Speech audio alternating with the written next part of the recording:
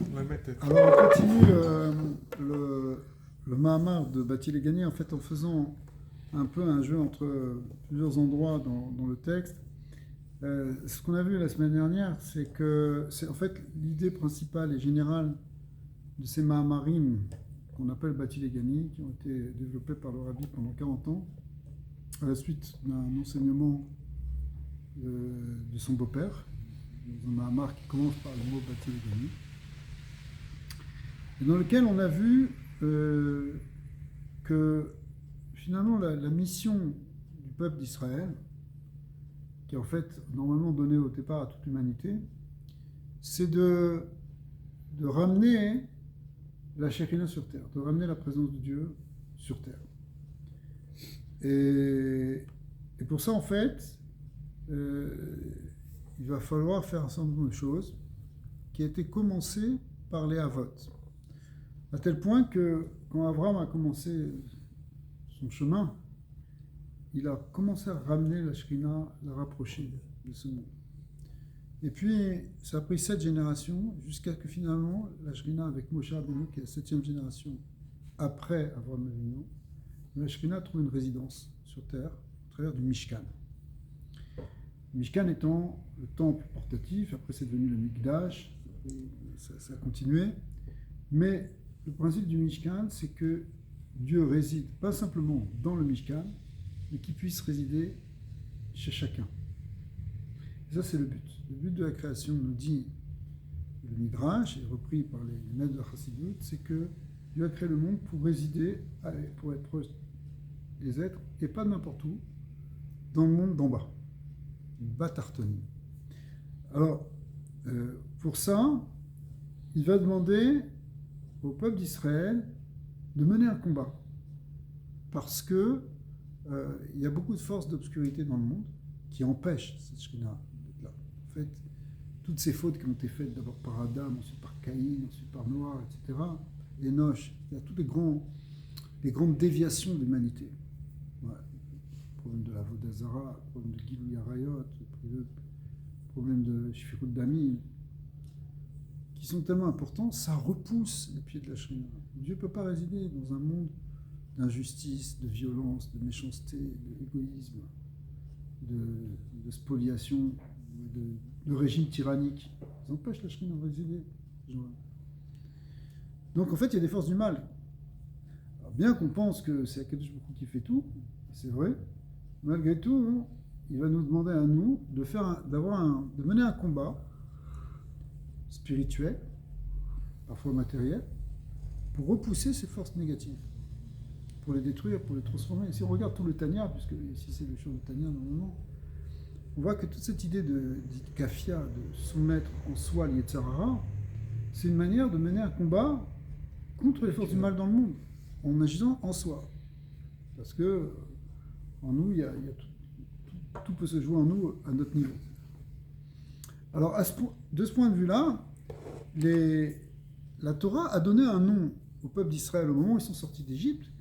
Dans la Torah, les tribus sont appelées les Tzivot Hashem, les légions divines, les légions d'Hachem. Bon, ça veut dire que c'est un langage d'armée qui nous a été donné. D'accord ? Ça veut dire que finalement, dès la sortie d'Égypte, le clan Israël se constitue comme une armée. Comme une armée, parce qu'il faut mener des combats. Effectivement, on voit que dans rentrer en Eretz Israël, ils doivent mener des guerres. Ils sont attaqués par plusieurs personnes, plusieurs rois, plusieurs peuples, soit Moab, soit Edom, que ce soit Sichon, Og. De tous les côtés, ils vont être obligés d'affronter et mener des combats. Mais aussi, évidemment, quand ils vont rentrer en Eretz Kenaan, où il va falloir soumettre les nations qui sont là-bas, en même temps qu'on va soumettre la Sitracha à la force du mal. Donc c'est pour ça qu'on est comme des Tzivot Hashem, mais en fait, c'est pas simplement pour entrer en Eretz Israël, c'est pour arriver à cette finalité de la création. Alors on reprend page Lamed Tet, c'est dans le Mahamar de Tafshin Mem Vav, au paragraphe Gimel. Vezeu Mashi Israël Nikrim Beshem Tzivot Hashem. Voilà pourquoi les Bnei Israël sont appelés les armées de Dieu. Qui a avoda de kol echad ve'echad mi Israël le hamshir ikar shchina lemata. Parce que c'est le travail de chacun Faut pas croire que ça repose sur les tzadikim. Bon, les tzadikim, ils s'occupent d'amener la Shrina sur eux. Eux, ils ont sur terre, ils ont des kavanot leshem shamaïm, ils amènent le tikkun Shrina, ils veulent réparer l'univers. Et nous, qu'est-ce qu'on est? Bon, on est des bons juifs, on essaie de gagner notre vie en faisant quelques mitzvot. Oui, mais sache que ton existence est aussi fait partie de ce combat. Tu es un soldat. C'est sûr que dans les armées, tu as les généraux, tu as les chefs d'état-major, tu as aussi des commandos, et tu as des gens plus simples. Mais même le fantassin, il est important. D'accord? D'ailleurs, même celui qui prépare la nourriture pour les soldats, il fait partie de l'armée. D'accord? Alors, ça veut dire que c'est pourquoi... Et lui aussi, en fait, il mène ce combat. D'accord? Chacun, il l'amène, parce que sans lui, la guerre ne peut pas être gagnée. Si tu ne donnes pas à manger aux soldats, eh ben, on va perdre la guerre. Donc finalement, ce qu'il fait, c'est un acte de guerre, quoi. Bon, pas au sens négatif des termes aujourd'hui, mais ça veut dire il participe à ce combat. Et donc, nous tous, même le juif le plus simple, par sa kavana très simple, par ses mitzvot faites avec un cœur pur et pachoud, il peut faire des grandes choses. Pour amener la Shrina, pour gagner ce combat, pour rétablir, pour libérer la reine qui a été faite prisonnière, selon d'autres images, dans d'autres midrashim. Et pour tseva, c'est pour ça qu'on doit être dans ce qu'on appelle une armée. Alors, ce mot tseva, le rabbi précédent a expliqué qu'il a une triple traduction. Tseva, ça veut dire trois choses. Premièrement, Shosha Pirushim. Echad Tseva Lashon Chayal. Chayel. Ça veut dire, premièrement, c'est un langage d'armée, évidemment. Tseva, ouais. Tseva, Haganah l'Israël. Tseva, ça veut dire une armée. Bet, Lashon Zman Mugval, qui Moshkatouv Alo Tseva la Enosh, Ale Haaretz. Le mot Tseva peut vouloir dire aussi un temps limité, un temps imparti. Par exemple, dans le passouk de Iov qui dit que un temps qui a été imparti à l'homme sur cette terre. Tseva veut dire temps. Ok, très bien. On va voir pourquoi. Gimel, c'est quoi la troisième explication? Milashon Tzivayon, qui est Darshat Razal à la passouk Veichulu Veichule Tziva, et Tzivyonim Nivraou.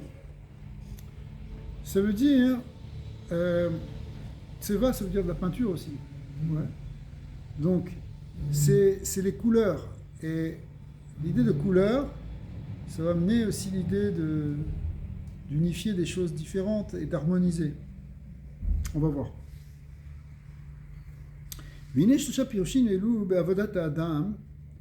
On peut les retrouver si on dit que chacun il est appelé Tsevaot, Tzivot Hashem. Alors, au Chabad, chacun peut s'appliquer pour lui ces trois pirushim. Comment ça marche dans la Avodat Hashem? Eh bien, tout simplement comme ça. Inet Tseva Lishon Chayil ou Inyan Akabalat Ol Shei Reshit Avoda Eikarit Veshursha. Ça veut dire quoi être un soldat dans la Avodat Hashem? Eh oh, moi je suis antimilitariste. C'est quoi vos histoires? L'histoire de la religion, tu veux faire maintenant de la propagande militaire dans la religion? Ça va pas avec moi. C'est quoi? Parce que quand je dis ça, c'est parce que je supporte pas ce qu'on appelle la Kabbalat Ol, la soumission. Or, dans la Avodat Hashem, être capable de soumettre sa volonté à une volonté supérieure, eh bien, c'est une clé qui est fondamentale pour pouvoir avancer dans la Torah. Si quelqu'un il suit que ses désirs, il ne va pas pouvoir aller s'approcher d'Hachem. Ça ne s'appelle pas Avodat Hashem. Avodat Hashem, c'est d'abord décider qu'on va dans le chemin d'Hachem. Donc c'est ce qu'on appelle... Alors, peut-être pas encore Messirut Nefesh, parce que c'est vrai qu'un soldat il peut faire Messirut Nefesh. Mais déjà, c'est Kabbalat Ol. Il y a le fait d'aller à la guerre, ça faisait Messirut Nefesh. Après, ça peut amener Messirut Nefesh. Nefesh. C'est pas sûr qu'il va revenir. Ouais. Mais déjà, quand tu es un soldat, tu es un soldat, mon ami. Tu n'es pas un homme, maintenant. On ne te demande pas ton avis. On te demande d'obéir. Ça, c'est la première chose. Après, peut-être tu vas avoir des initiatives héroïques. Mais d'abord, ce qu'on demande à un soldat, c'est pour ça ce qu'on fait pendant les classes, c'est Kabbalat Ol.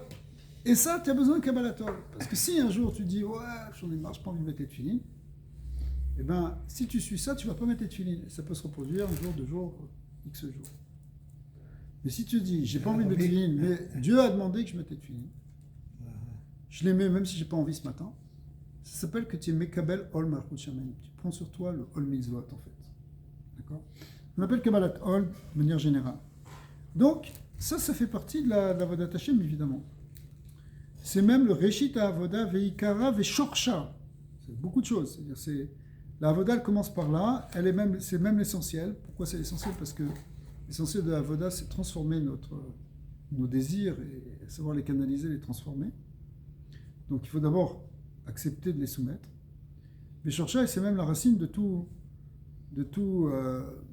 avoda, parce que c'est vraiment toujours un travail sur toi, l'avodat Hashem. Un travail sur nos tendances, sur nos pulsions, etc.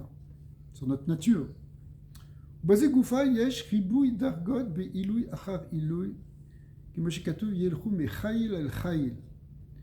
Mais, même dans cette idée de Kabbalat Ol, il y a plusieurs niveaux. Il y a beaucoup de niveaux. Il y a dans les 3 lignes avant la fin de la page de la tête, il y a plusieurs niveaux. Pourquoi? Parce qu'il y a des degrés de soumission. Il y a te soumettre et te soumettre. Il y a, ok, je vais mettre mes tefilines ce matin, je vais les mettre dans 1 heure. Laisse-moi, je prends un café, je regarde une petite émission à la télé. Okay. Mais je vais les mettre. Même si, pour l'instant, je n'ai pas envie de les mettre. Et il y a celui qui... Il n'y a même pas de question, immédiatement, tout de suite. Ouais.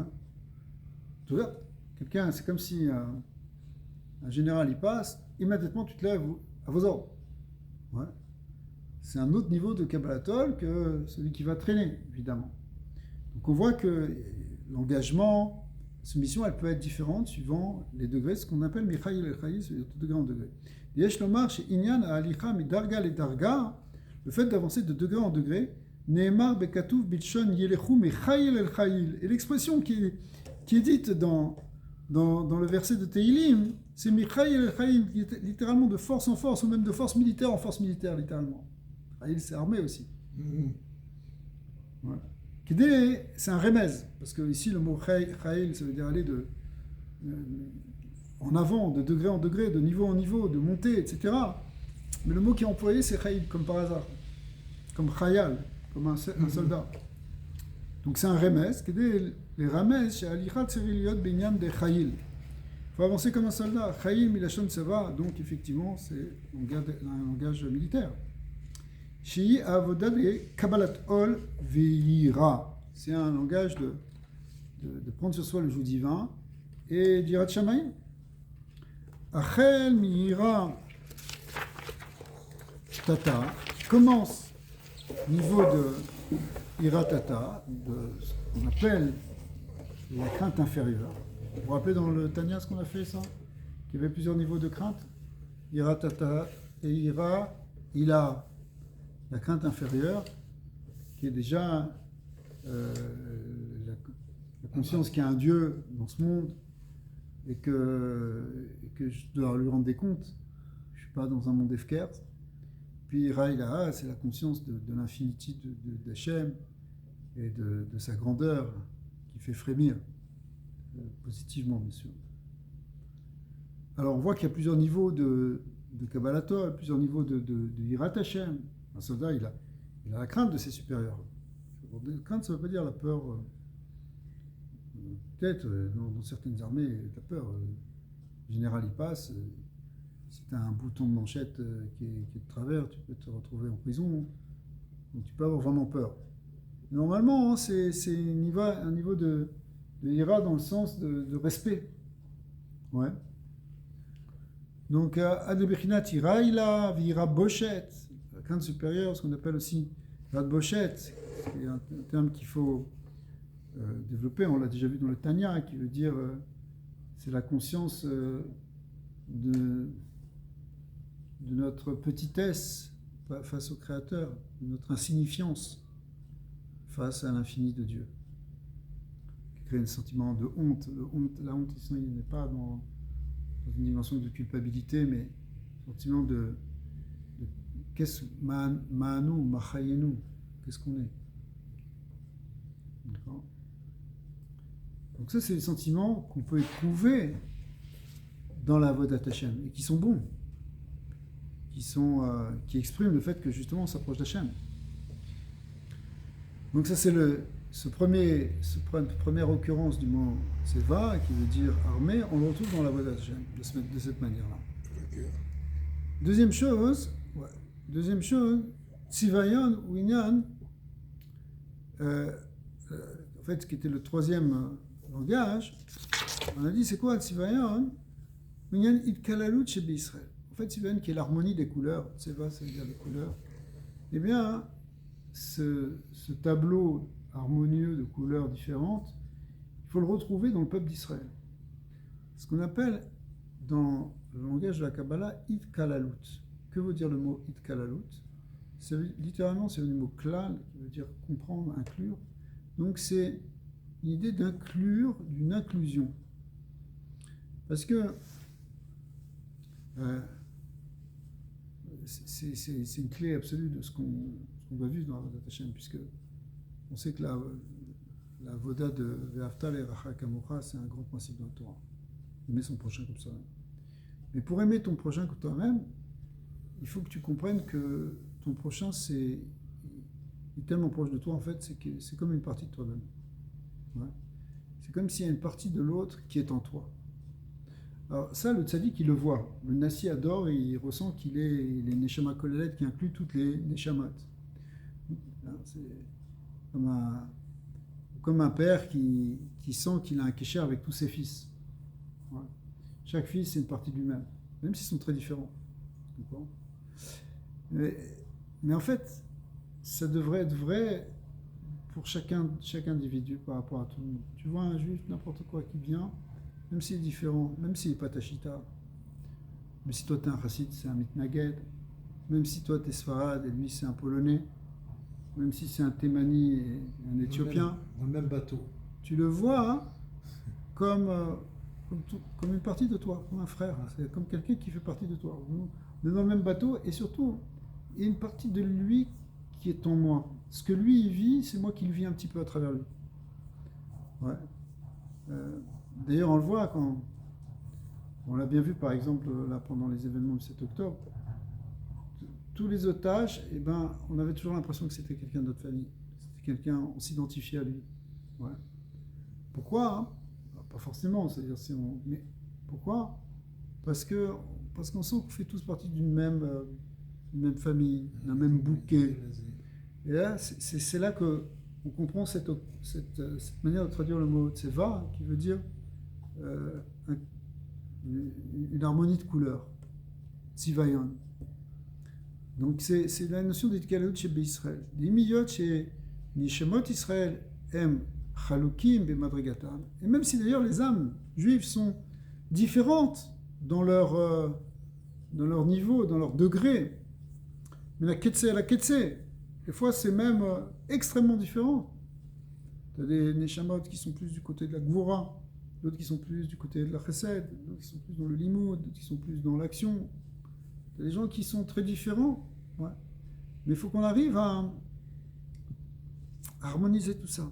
Des Yeshnam Baalei Hasaga Shehem Barei Torah, il donne l'exemple, en raccourcissant ce qui est marqué dans le Zohar, qu'il y a des gens qui sont des maîtres de la Torah, d'autres qui sont plus dans l'action, etc. Des Yeshnam Anashim Pshutim, il y a même des gens très simples. Shehem Rak Marei Ovdin Tavin, la seule chose qu'ils font, c'est des mitzvot, ils ne savent pas lire. Iné Zéout Sivionam chez l'Israël. C'est ça la beauté harmonieuse et colorée d'Israël. Shem Chayil Echad, qui sont en fait un même tableau. Chez le Ribouye Gvanim, fait de plusieurs couleurs. Comme un beau comme tableau. Dans le Ketoret aussi, où il y a une odeur. Oui, le Ketoret aussi, on dit chacun il amenait. L'Evona ne peut pas amener ce qu'amène la Chelbena, la Chelbena ne peut pas amener ce que la Levona amène. Chacun, il doit amener quelque chose. et tout doit être mélangé. Ine zeut sivionam shel Israël shem chayil echad shel ribouye gvanim. Le tachlit hayofi, alors la finalité de cette beauté colorée, si vous voulez, Uma shekalul mi ribouye gvanim. En fait, pardon, la finalité, c'est pas bien de traduire comme ça veut dire. On va dire que finalement, l'essentiel de cette beauté, elle réside dans cette multiplicité de couleurs qui sont en elle. Mais tu sais, ok, donc ça c'était la deuxième manière de traduire le mot tseva qu'il avait mis en troisième, mais maintenant on va voir une troisième manière qui avait été mise en deuxième, mais c'est la troisième manière. Vetseva lachon zman mugval. On dit le temps limité, le temps imparti. Ouais. Allo, tseva le'enosh ale'aretz, comme dit le verset, voici le temps imparti à l'homme sur terre. Et là-bas, le terme pour dire temps, c'est tseva. Uma, chez l'école, echan nitan zman kavua ale'aretz. Ça vient du fait que chacun il a un temps précis qui lui a été affecté sur cette terre. La vod avodato be'olam hazeh tarton davka. Pour faire un travail spirituel dans ce monde d'en bas d'Afka. Donc si vous voulez, on a trois choses. Le Rabbi va le lier après, mais en fait, on a dit, on est là pour ramener la Shekhinah sur terre, pour l'amener, pour faire une dira betartoni. Et pour ça, on est appelé Tzivot Hashem. On est les armées, ça veut dire qu'on va faire trois choses. Il y a un objectif de trois choses. Premièrement, de se battre contre les Yetzara et de soumettre comme un soldat, d'être soumis comme un soldat pour faire la volonté de Dieu. Deuxièmement, il va falloir harmoniser et nous harmoniser pour faire de ce monde un monde beau. Voilà, regardez ce qui se passe en Iran aujourd'hui. Non seulement c'est atroce au sens moral, les gens qui sont assassinés à la mitraillette, ou à la mitrailleuse, dans la rue, sans armes, etc. Mais finalement, imaginez que quelqu'un il regarde ce tableau de loin. D'ailleurs, on a besoin de le regarder de loin, même quand on regarde une photo, on ne peut pas regarder ces photos. C'est d'une laideur absolue. C'est une horreur. Voir des gens d'un même peuple en train de se massacrer. D'accord ? Une horreur. D'accord ? C'est le contraire de la beauté humaine. C'est comme ça que l'homme exprime la beauté qui a été mise en lui par le Créateur. Non, il fait apparaître un visage d'une laideur absolue. D'accord ? Je dis beauté ici, c'est pas simplement de la beauté physique dans un catalogue, c'est pas ça. C'est-à-dire on montre une image. Est-ce que c'est beau de montrer ça à des enfants ? Absolument pas. D'accord ? Est-ce que c'est beau de montrer ça à des adultes ? C'est absolument pas. C'est laid. Et Hachem, il veut qu'on amène cette beauté. Quand tu vois des gens qui s'entendent bien, qui sont en harmonie, une famille soudée, une communauté où tout le monde s'entraide, où tout le monde s'aime, où tout le monde s'accepte, c'est beau. Là, on voit la beauté de ce tseva. C'est une belle fleur, c'est un beau bouquet, une belle keïla, où les gens sont là, ils se sentent tous comme une même famille, à s'aimer les uns les autres. Ça, on peut arriver à faire ça. En fait, c'est ça qu'Hachem il veut. Pour qu'il y ait la dira betartonim, le fait qu'Hachem, sa résidence, elle soit là et que la Shekhinah soit là, il faut qu'on fasse de notre existence quelque chose de beau.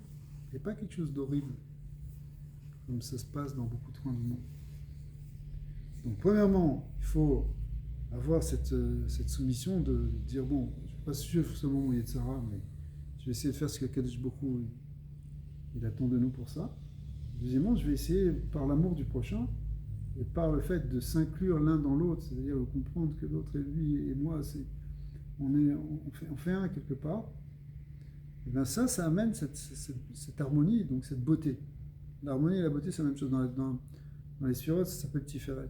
Tiferet, ça veut dire la splendeur, la beauté, l'harmonie. En fait, quelque chose qui est beau, c'est quelque chose qui est harmonieux. Même dans la musique, les musiciens ici, eh bien, il faut suivre des harmonies. Si tu fais une musique dissonante, elle va apparaître affreuse, laide. Donc, la beauté vient de l'harmonie. L'harmonie visuelle, quand tu fais la construction d'un bâtiment, tu vas le faire avec l'équilibre des formes, des couleurs, pour donner quelque chose qui est harmonieux et qui va du coup être beau. C'est la même chose. Et donc, pour que la Shrina réside, il faut qu'on fasse de ce monde un beau monde, pas un monde d'horreur. Si c'est un monde cauchemardesque, d'horreur, ben voilà, on n'y est pas. Donc c'est ça qu'on va faire. Et la troisième chose, c'est quoi cette histoire de temps? Eh bien, c'est la conscience, en fait, de mettre ça dans le temps. Parce que dans le temps, c'est-à-dire en même temps dans le monde, si vous voulez. Le temps et l'espace étant liés, ça veut dire que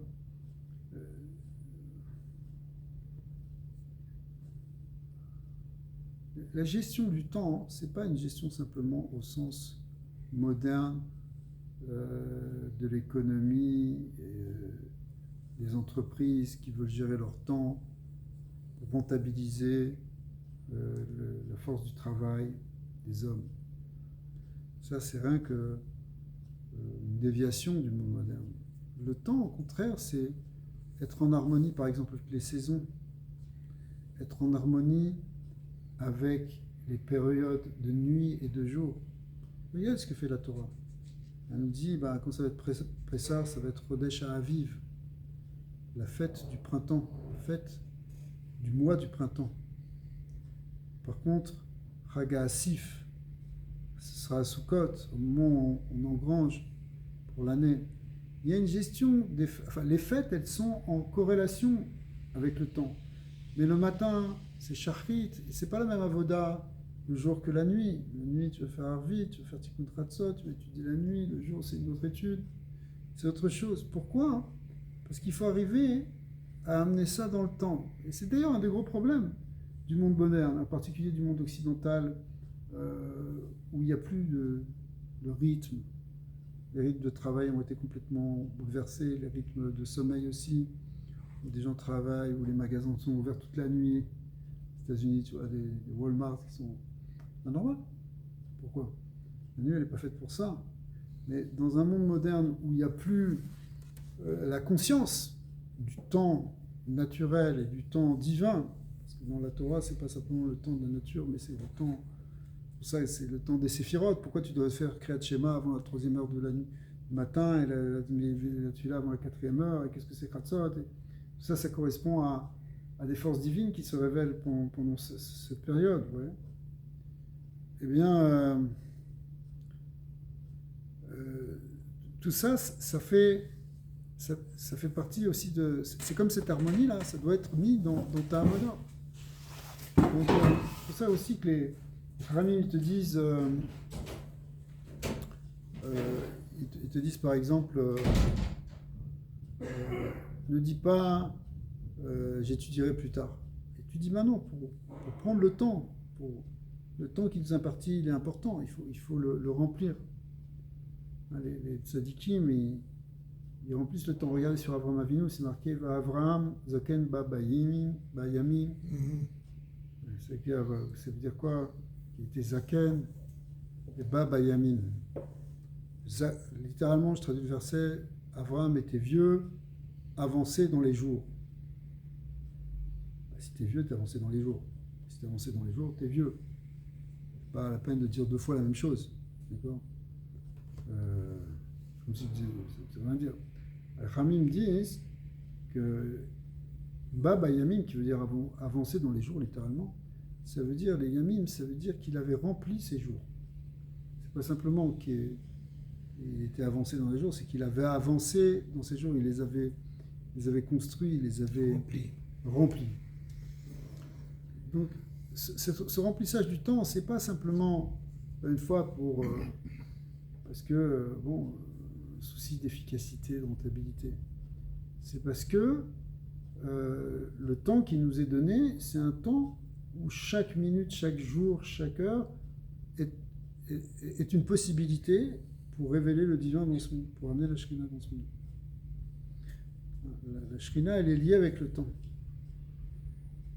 Donc c'est pour ça aussi qu'il y a un temps pour tout. Bon, on peut développer, sur le temps, on peut développer plusieurs cours, mais on ne peut pas faire plusieurs cours, mais lire plusieurs livres de chassidout, de philosophie qui ont été écrits dans le judaïsme. ויש לקשר זה, dans le deuxième paragraphe, page même, קשר זה עם המבואר בתחילת המאמר.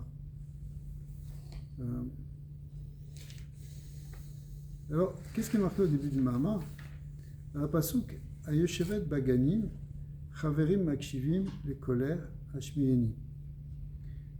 C'est toujours le même verset dans Shirachirim, que le Bati Baganim, bien sûr. Et ça veut dire quoi? Ça veut dire, elle est assise dans les jardins, les Chaverim l'écoutent, écoute ta voix. Elle est assise dans les jardins, ça veut dire celle qui est assise dans les jardins, c'est qui fait la Shrina. Les tzadikim écoutent ta voix, c'est les Chaverim, c'est les tzadikim, c'est les Bnei Israël qui écoutent la voix de la Shrina, qui essaient d'écouter ce que Dieu dit, d'accord, la parole de la Torah, le tzivut d'Hachem, l'ordre d'Hachem. Des kacher, anagat ben Israël ibeofen, shemiyotam nefutzim bagola. Veroim baganim chez l'acherim. En fait, quand les Bnei Israël sont en galoute, parce que ça arrive aussi, on est en galoute. L'histoire du clan d'Israël, du clan d'Israël, une grande partie, c'est dans la galoute. D'accord ? Et ça veut dire qu'on est même dispersé dans la Gola et qu'on fait paître, on fait paître, c'est-à-dire que nos troupeaux, les troupeaux d'Israël, ils se trouvent dans les jardins des autres. C'est quoi les jardins des autres? Bah oui, c'est des communautés entières de Bnei Israël qui sont pas en Eretz Israël, ils sont dans tel pays, tel autre pays, on est Canada, on n'est pas dans notre jardin, d'accord? On est au contraire dans un jardin sucré, non, un jardin glacé. Ouais. Alors, וכאשר הנהגת בני ישראל היא באופן שהיא מהיותם נפוצים בגולם ורואים בגנים של אחרים. מכל מקום יושבים בבתי כנסיות, בתי מדרשות ועוסקים בתורה.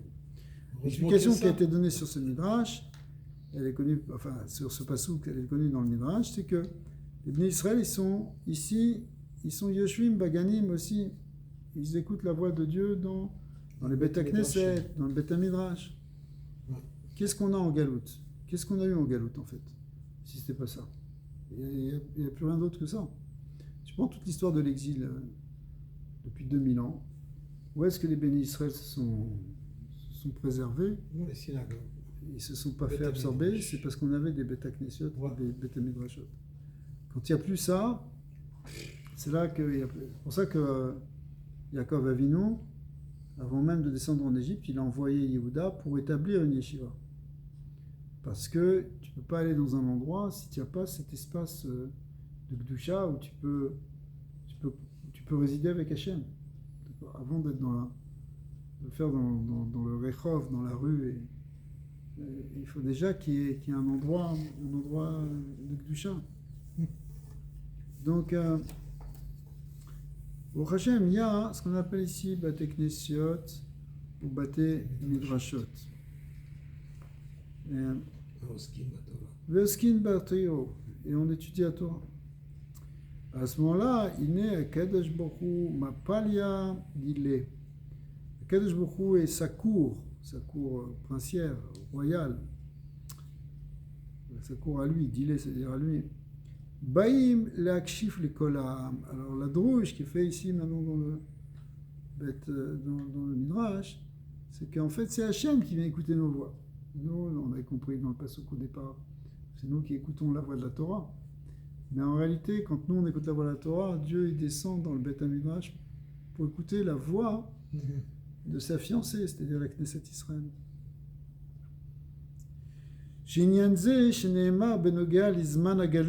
Parce que effectivement ça touche l'idée de la galoute et le temps de la galoute. Kashur ima pirouj de tseva milashon zman mugval. Et là, on retrouve l'idée de temps. Mais est-ce qu'en Israël, ils sont encore en galoute? Ouais. Alors, ça dépend comment on voit les choses. S'il n'y a pas le temple. Alors, c'est ça. Mais en fait, parce qu'il faut comprendre quelque chose par rapport à la question que tu poses. C'est une question un peu annexe par rapport à ça. De l'autre côté, il dit, si tu fais des pas en Israël, c'est du mitzvot. Mais qui est très importante, ce que tu dis. C'est-à-dire qu'il faut comprendre que l'union du passage de Galout à Géoula, c'est un passage avec une transition progressive. C'est pas, nous on a cru longtemps peut-être qu'en un instant, qu'Erephaïm, Hacher vient. C'est vrai qu'il y aura un moment où d'un coup, tac, ça va apparaître comme ça. Mais pour arriver à ce moment-là, il y a un processus. Alors, il faut un début. C'est pour ça que le Zohar il compare ça, le passage de la Galoute à la Géoula, au passage de la nuit, quand on passe de la nuit au jour. Quand tu passes de la nuit au jour, tu passes par un moment d'abord qui est très sombre, à la fin de la nuit, puis après, il y a la pointe du jour qui vient. L'aurore, et puis l'aube, enfin, c'est-à-dire ça commence un petit peu jusqu'à, finalement, ça s'éclaire de plus en plus. C'est pour ça que dans la halakha, il y a plusieurs zmanim, il y a le monde de l'ordre, Mishiyakir, si on est capable de distinguer entre le blanc et les techelet, pour pouvoir mettre les tzitzit et les tefilin. Puis après, on arrive jusqu'au Netzachama, au lever du soleil. Mais c'est même pas fini, après ça continue. C'est pour ça qu'à la 3e heure, le soleil est déjà... À 9h du matin, il fait plein jour, mais à 10h un peu plus, et à midi, c'est le zénith.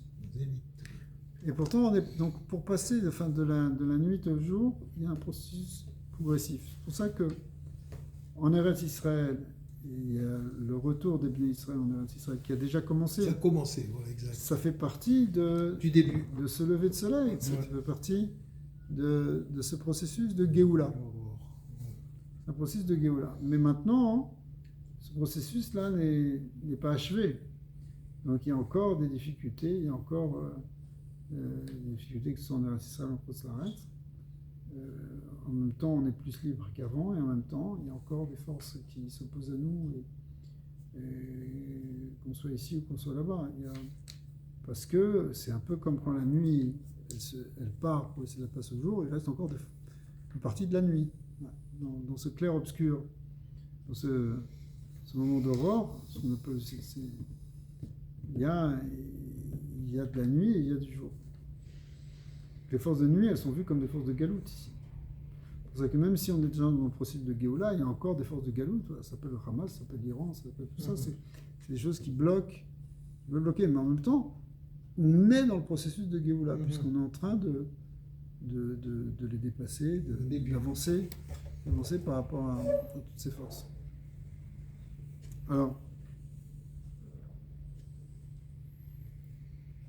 donc, tout ça, c'est Kashour, donc c'est Kashour avec cette idée de temps, justement. C'est dans le temps, c'est un temps, ça aussi un temps limité, l'histoire de la galoute. C'est comme la nuit, c'est comme le jour, tout ça, c'est les temps. Vadiuk bilashon hakatuv, chaverim makshivim lekoler, shemeramez al inyan iskalalut de bnei Israël. Kol Israël keish echad chaverim. Là, il y a aussi un remez là dans ce passage qui dit chaverim. Chaverim, c'est les amis, c'est les chaverim, c'est plus que les amis, c'est les amis. Ouais, c'est ceux qui sont unis, parce que le mot chaver, il vient du mot chibour. Chibour qui veut dire attacher, coller, unir. C'est des gens qui sont unis, les chaverim. Par exemple, chaverim dans un kollel, c'est des gens qui sont proches les uns des autres, qui partagent quelque chose en commun, plus que simplement une présence. Alors, ça fait référence donc à cette troisième chose qu'il y avait dans le terme de Tseva, qui était l'idée d'inclusion les uns avec les autres et d'harmonie entre les uns et les autres. Ça, tu retrouves dans ce verset sous forme de mot chaverim. Et donc c'est ça qui amène aussi Kashur ima pirouj de Seva milashon Tzivion veyofi. Donc cette idée là justement de couleur et de beauté. L'harmonie de couleur. Exact. Yesh le osif, le paragraphe d'Alet. Chez Amouva b'ma'amar b'inyan shlosha pirushim b'tseva ou biur beikar alma chez Israël nikreim tzivot, tsevaot. Tzivot, pardon. Eh bien, en fait, pourquoi il y a trois ces pirushim dans le mot tseva qui sont amenés ici par le rabbi précédent quand il a fait la première fois ce mama. C'est pour expliquer ce mot Tzivot Hashem. Parce que qu'est-ce que ça veut dire que nous on est Tzivot Hashem? On l'a déjà un peu expliqué maintenant, mais tout ça c'était pour amener ça. Et puis chez Avodatam, Ibeshtoshan Yanimelu, Chail Zman Sivayon. Puisque la Avoda, elle dépend de ces trois choses, à la fois le côté militaire, donc de Kabbalatol, de Zman, de faire des choses dans leur temps, qu'il y a un temps pour chaque chose, le temps de la Galoute, le temps de la Géoula. Et c'est bien l'idée d'harmonie qui vient en fait de l'amour du prochain et de l'union entre les êtres. Omna mash nikreim tzivot Hashem. Maintenant, ça c'était dans le mot tzivot. Ouais. Ça veut dire les tsevaot, les armées, les légions. Maintenant, il y a un peu plus dans le verset de la Torah. C'est qu'il ne nous dit pas simplement qu'on est des légions, qu'on est une armée, mais on est une armée de Dieu. Tzivot Hashem. Et là, il va falloir expliquer qu'est-ce que ça veut dire Tzivot Hashem. Tzivot, ok, on a compris tout ça, mais pourquoi ça s'appelle on est l'armée d'Hachem? Pourquoi on est l'armée d'Hachem? C'est là, d'ailleurs, un sujet qui est sorti très récemment, là, avec la guerre depuis 2 ans, où on a parlé dans Tsahal, comme Tsahal étant aussi l'armée d'Hachem. Pourtant, on parlait comme ça. D'ailleurs, le rabbi, déjà à l'époque, il disait que quand on dit qu'on est des Tzivot Hashem, ça veut dire que, pardon, il a parlé sur le même terme, mais un peu à l'envers, qui dit qu'Hachem, il est appelé Hachem Tsebakot, le Dieu des armées, pour dire que Dieu, il est dans l'armée. En fait, il est dans toutes les armées, il est même dans les armées ennemies pour les faire tomber. Les autres Hachem, on va voir là, on y est. Alors, pourquoi maintenant, Almash Israël Nikreim Tzivot? Les fiches Avodatam Ibeshtoshan Yanim, on a dit parce que la Avoda des Israël, c'est dans ces trois choses. Omna Mash Nikreim Tzivot Hashem. Maintenant, pourquoi on est appelé Tzivot Hashem? Shiu Lashon Samour Shet Tsevaot Nitfal Hashem. C'est-à-dire, en fait, ici, quand tu dis Tzivot Hashem, c'est comme si le Ikar c'est Hashem. C'est pas le côté de Tzivot. C'est pas le côté de l'armée. Ce qui compte le plus, en fait, c'est pas qu'on est simplement une armée, c'est qu'on est l'armée d'Hachem. C'est quand tu dis en hébreu Tzivot Hachem, ça veut dire que c'est comme si le mot Tzivot, c'est l'adjectif ou le substantif qui vient éclairer quelque chose sur le nom qui est Hachem. Le car c'est Hachem. Ouais. Si tu dis, je sais pas, c'est comme un adjectif. Pas un adjectif aussi, mais un adjectif, c'est ce qui vient donner quelque chose pour comprendre mieux le sujet. Donc, on peut faire de la grammaire maintenant, sinon on ne va pas s'en sortir. Mais d'accord. Si je dis le chat bleu, vous connaissez le chat bleu? C'est bon, ça n'existe pas. Le chat bleu, ce qui est important, c'est pas le bleu, c'est le chat. Le chat, il est bleu, il pourrait être vert ou pourrait être jaune. D'accord? Il peut être beauté aussi. Ici quand tu dis Tzivot Hashem, le mot important c'est Hashem. Ouais. Tzivot c'est comme Tafel à lui. C'est pas. L'important c'est. Alors, quoi ça rime de dire tout ça? Aïnou, on est dans la 4e ligne du dernier paragraphe. Chez Kol Shlosha Inyanim de Tseva Be'avodat Israël. Em Tefelim Ve'smuchim Ve'niklalim Be'shem Havaya. C'est qu'en fait, ces trois choses qu'on a dit sur le nom Tseva, et bien tout ça c'est inclus, tout ça c'est adossé et inclus dans le nom Hachem. C'est Tzivot Hachem, donc Tseva, la chaîne couleur, Tseva, la chaîne temps, Tseva, la chaîne armée, tout ça c'est par rapport à Hachem. Binyanze, ou les malayoter mi Shem Tsevaot. Et ça, c'est quelque chose qui est encore plus élevé d'ailleurs que le Shem Tsebaot, qui entre parenthèses, te dit le Rabbi, Shinit Gala Alideh Nevim. Où est-ce qu'on voit la première fois le nom Hashem Tsebakot employé dans le Tanakh? C'est pas dans le Chumash. Moi, je ne voyais jamais le nom Hashem Tsebaot. Je voyais le mot Tzivot Hashem, mais pas le nom Hashem Tsebakot. C'est seulement dans le livre de Shmuel qu'apparaît pour la première fois, le passage sur Hana, emploie la notion de Hashem Tsebakot, Dieu des armées. Alors, Kishem Tsebaot ou Bebiya, Mashen Kem Shem Havaya. Alors, un petit peu de Kabbalah. Il y a 4 mondes. Vous les connaissez, les 4 mondes? Voilà. En partant du haut vers le bas, ça commence par Atzilut. Bria, Yetzira, Asiya. En français, on va dire le monde de l'émanation, de la création, de la formation et de l'action. En d'autres termes, il y a un monde qui s'appelle Atzilut, qui lui est vu comme un monde divin, fait de sphirot. C'est pas quelque chose qui est créé, c'est juste un dévoilement de force divine. Et puis, après vient les mondes de Bria et Tsira, qui sont les mondes de création, formation et action, qui eux sont de l'ordre de la création au sens large du terme, et qui ne sont pas donc une émanation divine. C'est pas quelque chose de divin, c'est quelque chose de créé. C'est un autre niveau, c'est beaucoup moins grand que Atzilut. Atzilut, c'est Dieu lui-même, qui apparaît sous forme, enfin c'est une révélation de Dieu sous forme de sphirote, de lumière. Et bien, la création, après, c'est une création avec des formes spirituelles, des choses, des malachim, et des gashmim, des mondes physiques, comme dans la Massia. On peut voir tout ça, mais c'est pas le même niveau. Eh bien, donc il y a 2 niveaux. Il y a un niveau de Hatzilut et un niveau de Bia, de Bria et de Sia. Le monde de Hatzilut, ici, il correspond au Shem, Hashem, Yud, Ke, Vav, Ke. Alors que les mondes de la création, ils correspondent à ce terme de Tsevaot. C'est comme si le mot Tsevaot, il est d'un niveau inférieur par rapport au niveau supérieur de Hatzilut, du Shem, Yud, Ke, Vav, Ke. Donc quand on dit Hashem Tsebakot, ça inclut les deux, si vous voulez.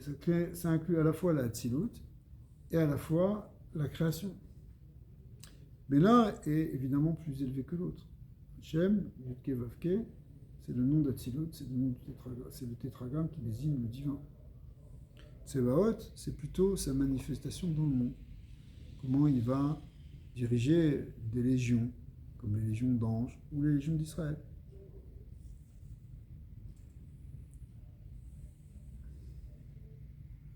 Quand on dit Sivot Hashem et Hashem Tsebakot, c'est un petit peu comme Alors c'est ça. Alors, différent, non? Ouais, exactement. Bédiouk. Sivot Hashem, c'est ce qui est marqué dans le Chumash, que nous, on est des légions d'Hachem. Mais d'un autre côté, il a expliqué, quand tu dis Sivot Hashem, ce qui compte finalement, c'est qu'on soit d'Hachem. Voilà. On est Sivot Hashem, on est... Si je te dis, par exemple, bon, ça c'est les mouchoirs de quelqu'un, ça c'est la chaise de quelqu'un, ça c'est le standard de quelqu'un. Voilà. Vous l'appelez Shimon. Tout ça c'est Shimon, ça c'est Shimon, c'est Shimon. Le plus important c'est Shimon. Ça c'est ses objets à lui. Quand tu dis Tzivot Hashem, ben, le plus important c'est Hashem. Les légions, c'est les légions à lui. C'est ses légions à lui. Donc ça c'est ce qui est employé dans le Chumash. Tzivot Hashem. Plus loin dans les Nevi'im, dans le livre de Samuel, et ensuite, dans les prophètes, ça va être repris ce nom, eh bien, on parle de Hashem Tsebaot. C'est eux qui ont commencé à parler le premier de ça? Ouais. Tsebaot, ouais. Ouais. De Hashem, de parler de Dieu comme Hashem Tsebaot. Ouais. Mais en fait, même le mot Tsebaot là-bas, il désigne quelque chose qui est Batel, qui est Tafel, au nom Yud Ke Vav Ke. Comme dans ce qu'on a dit sur Tzivot Hashem. C'est-à-dire c'est le nom d'Hachem qui est le plus important. Effectivement, ça correspond à Olam Hatzilut par rapport à Olam de Bria, etc. Alors, Mashen Kem Shamave, il est Nosaf Lekar Shiu Batzilut. Non seulement le Shem Yud Ke Vav Ke, il se trouve Batzilut, qui est Kol Shara Shemot, comme tous les autres noms, tous les mots, les noms de Dieu. Il y a 7 Shemot Shenam Nimchakim. 7 Shemot que vous n'avez pas le droit d'effacer. On n'a pas le droit, c'est pour ça que si on les a écrits, il faut qu'on les mette dans une guiniza. C'est quoi, hein? C'est 7 Shemot. C'est Hachem, Eke, Elohim, Kel, Shakai, Adoshem. C'est les 7 noms. D'accord. Et Kel aussi. On va prendre Havaya, Eke, Elohim, Shalom, ce n'est Quel- pas un des noms? Kel, Bon. Kel, Adoshem, Shakai et Eke. Je n'ai pas compté ici. J'ai compté, vous n'avez pas compté. Qui sont les 7 Shemot chez Nam Nimprakim. Les 7 noms qui ne peuvent pas être effacés, parce que ces 7 noms, alors, c'est expliqué dans le Torah que ces 7 noms, ils correspondent à Hatzilut. Ouais. Et le Torah, il ajoute, que Achluk ben Shem Tsebaot, les Shah Hashemot, le Shem Tsebaot ou Bebia. Mais par contre, le Shem Tsebaot, lui, il n'est pas dans Le Hatzilut. 7. Il est dans Bia, il a un niveau inférieur. C'est pour ça d'ailleurs qu'il n'a pas été révélé dans le Chumash, mais dans les Nevi'im. Mashen Ken Kol Shah Hashemot em be'Hatzilut. En revanche, tous les autres noms, ils sont dans Hatzilut. Il est be'Hatzilut Gufa ou Apnimiut shel Kol Hashemot. Mais plus que ça, le Shem Havaya, le Shem Yudkevavke, non seulement il est dans Hatzilut comme les autres noms, comme Kel, comme Elohim, comme Shakai, mais il est plus que ça. Il a une place particulière. Il est ce qu'on appelle la Pnimiut. C'est lui qui est à l'intérieur de tous ces noms, au sens où c'est, on appelle le Shem HaMeforash, le Shem HaMeyuchad. C'est le nom propre, le nom unique de Dieu. Et celui-là, c'est quoi? On ne le dit pas. C'est-à-dire, c'est comme si tu as plusieurs noms, tu vois. Après, tu as des surnoms. Ok? Alors, les surnoms, ça correspond au monde créé, au monde Ouais, inférieur, ouais. comme Tsebaot. Comme celui qui a Mais écrit. le monde, dans le monde d'Hatzilut, il y a tous les noms. Mais même dans les noms, il y en a un qui est principal. Ah oui, on ne le sait pas lequel. Si, c'est le Shem Yudkevavke. Le nom Yudkevavke, c'est le nom propre de Dieu. Il y en a un qu'on n'a pas le droit de dire, qu'on ne connaît pas. Non, c'est pas qu'on ne connaît pas, c'est qu'on ne peut pas le dire. Parce qu'il est trop kadosh. C'est lequel? C'est C'est Yudkevavke? Yudkevavke. D'ailleurs, pourquoi je dis Yudkevavke? Parce que je ne veux pas dire le nom. Ah, Il n'y a que les témoins qui veulent le dire. Ouais. Mais sinon, on ne le dit pas. Ouais. On le disait dans le Beth Amikdash. Les Kohanim le disaient quand c'est le Birkat Kohanim, par exemple, dans le Beth Amikdash. Mais nous, quand même, quand on fait Birkat Kohanim, les Kohanim, on fait Birkat Kohanim, on ne dit pas le nom Yud-Kevavke, on dit le nom Adoshem, Aleph Dalet Nun Yud. Comme n'importe qui, quand on fait la prière, on dit Baruch Ata Hashem. Tu as marqué Yud-Kevavke dans ton sidro. En réalité, tu dis Aleph Dalet Nun Yud. Tu dis Adoshem. Tu dis pas Hashem. oh, wow. D'accord? Parce que le nom Hashem, tu ne peux pas le prononcer. C'est trop kadosh. On l'appelle le Shamam Forash, Ouais. le nom explicite. On l'appelle aussi, ça se marque dans la Gemara, on l'appelle aussi le nom, le Shema Ameyuchad, dit la Gemara. Le Shema Etzem, on l'appelle le nom propre de Dieu. Vezeu Mashi Israël Nikrim Tzivot Hashem, Shavodatam Bebechinat Seva, Bechol Shoshapirim Shebazé, Niklet Beshem Havaya. Donc quand nous on s'appelle Tzivot Hashem, c'est pour nous inclure dans ce Shem Havaya, quel que soit le pirouche qu'on donne au mot Tseva, comme on a vu qu'il y avait 3 pirouchim, mais tout ça c'est pour nous amener à nous inclure, à nous attacher au Shem Yudkevavke. V'yetera mizou, chez aussi Hashem et Bnei Israël me'eretz Mitzrayim al Sivotam. Plus que ça, Dieu a fait sortir les Bnei Israël de Mitzrayim selon leurs armées, qui mouva betrilat ha'ma'amar, chez Israël em lima'ala mitzivotam. Gam kemo she'atzebaot nichleim be'havaya. En fait, quelque part, on est plus encore que des légions. On est plus que les légions, comme le Shem Yudkevavke, il est plus que le Shem Tsebaot. Et le rabbi conclut, V'yiratson sheken tielanu, Yiratzon que ce soit effectivement comme ça pour nous, qui met, etc., meretz mitzrayim, avenu niflaot, et qu'on voit les merveilles pour la Géoula Acharona comme on les a vues au moment de sortir de l'Égypte, et que Shem Shad Yatsu Kol Tzivot Hashem, de même que là-bas sont sorties toutes les légions d'Hachem, Shem Tefelim Besmuchim Niklenim Beshem Havaya, fait qu'on est tous inclus dans le nom d'Hachem, יתר על כן, כל צבאותם, הנה כן יהיה גם בגאולה עתידה. Donc dans la dernière Géoula, c'est qu'on est en train de vivre, ce soit la même chose, qu'on soit tous inclus avec la chaîne de Hashem, que le nom d'Hashem soit avec nous. Donc il y a deux à Pirouche, Bema Shikatouf, Kimet, etc., Meretz Mitzrayim, Arenu Niflahot, montre-nous les merveilles comme à la sortie d'Égypte, Shiyu, Az, Niflahot, Afilou, les filles, Erer, Niflahot, et Tziat Mitzrayim, que ce soit des merveilles même encore plus, ça apparaisse merveilleux par rapport à celle de la sortie d'Égypte, Bemera, Bemenu, Amen, Vagala, Mamash.